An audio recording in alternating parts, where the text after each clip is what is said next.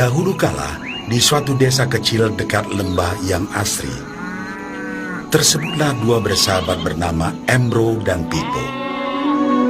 Mereka adalah tipe pemuda yang berambisi untuk menjadi orang terkaya di desanya. Mereka kerap membicarakan impian dan ambisi mereka itu akan kekayaan, kehidupan, dan gaya hidup yang ingin mereka miliki nantinya.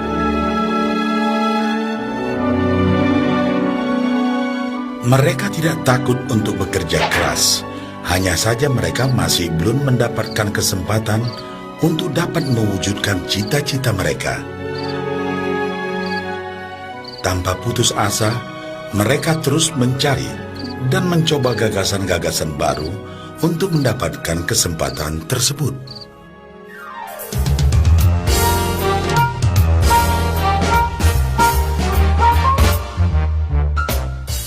Hingga suatu hari, kesempatan itu pun datang.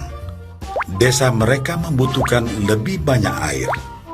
Oleh karena itu, kepala desa mempekerjakan Embro dan Pipo untuk mengambil air dari mata air di gunung untuk dibawa ke tempat penampungan di desa. Mereka akan dibayar sesuai dengan banyaknya air yang dapat mereka bawa. Maka mereka berdua pun menyambut dengan baik kesempatan ini.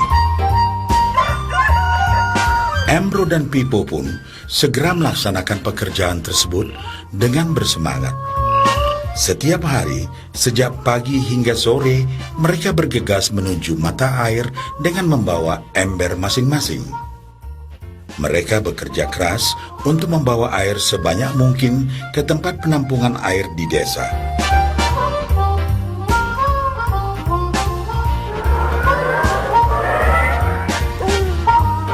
Menjelang sore hari, mereka pun pulang dengan membawa upah dari hasil jerih payah mereka hari itu.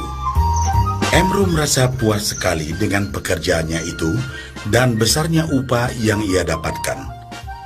Dia yakin bahwa dengan pekerjaannya ini, ia bisa segera mewujudkan cita-citanya. Bahkan untuk menambah penghasilannya, Embro membuat ember yang lebih besar agar dapat lebih banyak membawa air. Embro yakin dengan penghasilannya sebesar itu, tak lama lagi ia bisa segera membeli sapi dan memiliki gubuk baru yang ia idam-idamkan.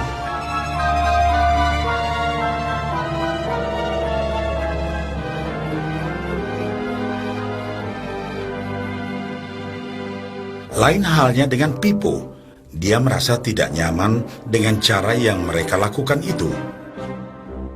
Ia mencari cara yang lebih nyaman untuk mendapatkan lebih banyak uang. Suatu hari, Pipo mendapat sebuah gagasan.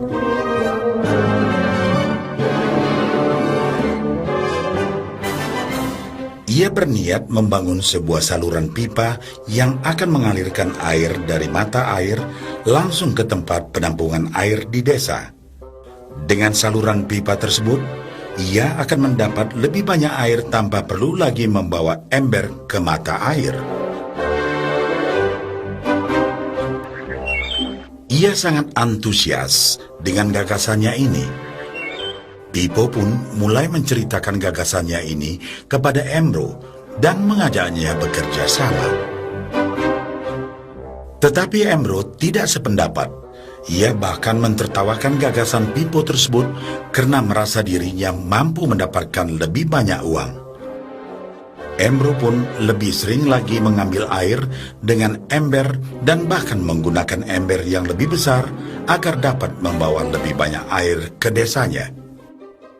Dengan cara ini, Embro yakin penghasilannya akan meningkat.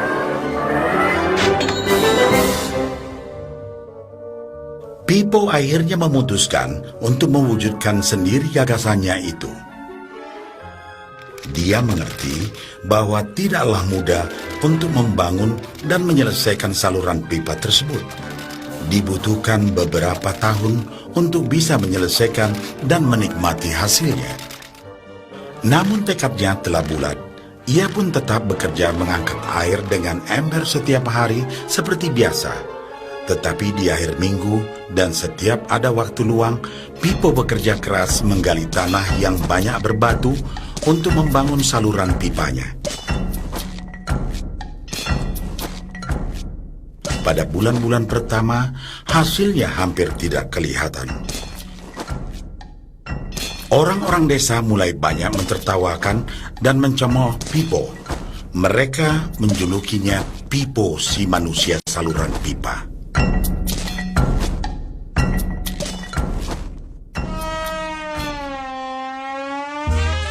Sementara itu, penghasilan Embro telah meningkat 2 kali lipat. Ia sudah berhasil membeli sapi dan memiliki gubuk baru yang lebih besar.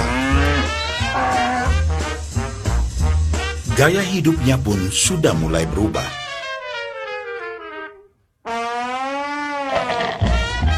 Ia sering menghabiskan waktu sepulang kerja di bar, menikmati hasil jerih payahnya mengangkat ember.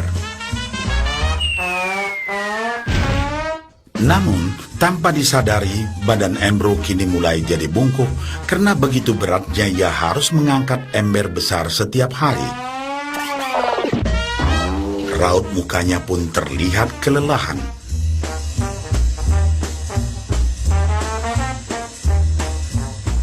Semakin hari, semakin sedikit air yang dapat dibawanya karena tenaganya berkurang seiring bertambahnya usia.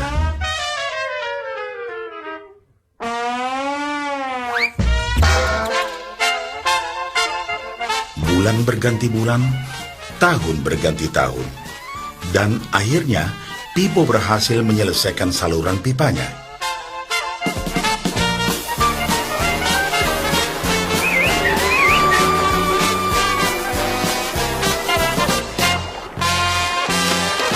Kini tanpa perlu bersusah payah mengangkat ember, Pipo akan mendapat lebih banyak uang berkat air yang terus mengalir memenuhi tong-tong air di tempat penampungan. Air terus mengalir tanpa henti, bahkan saat ia tidur, makan, ataupun saat pergi berlibur. Pipo pun puas dan bangga. Berkat tekad dan kerja keras, kini penghasilannya pun mengalir tiada henti, seiring aliran air di saluran pipanya.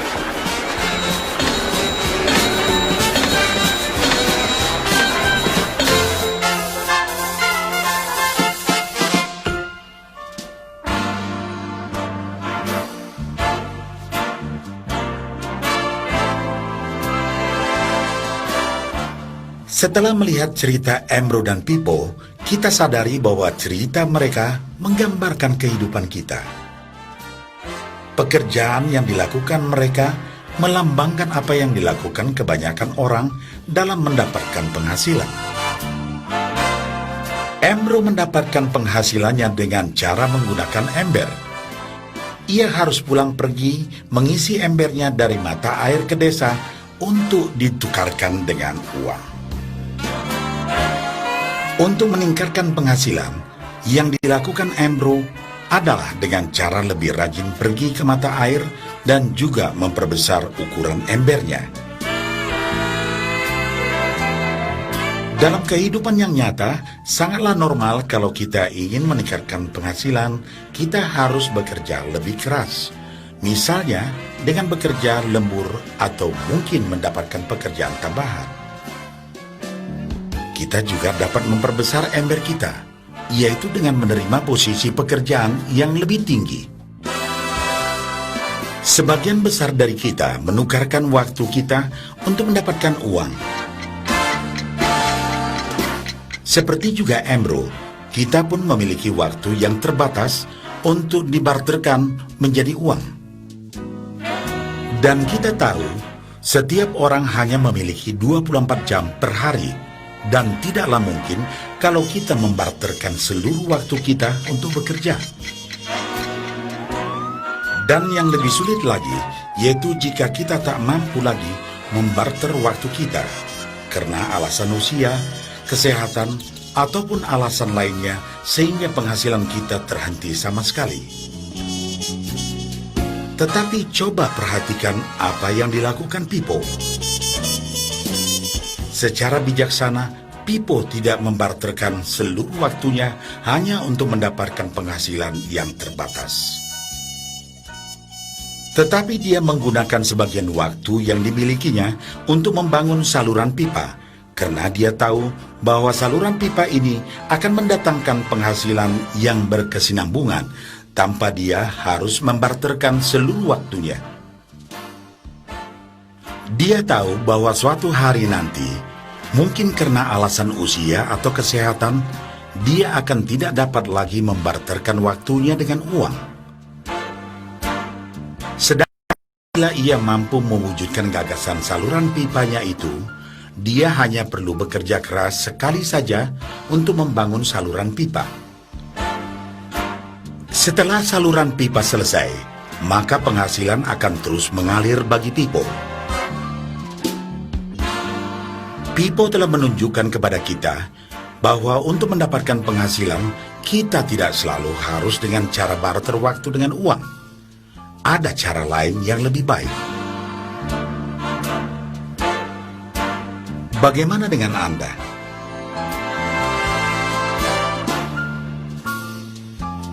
Apakah Anda masih seperti Embro yang membarterkan waktu Anda untuk mendapatkan penghasilan? Atau Anda ingin mengikuti jejak Pipo dengan mulai membangun saluran pipa untuk mendapatkan penghasilan yang berkesinambungan?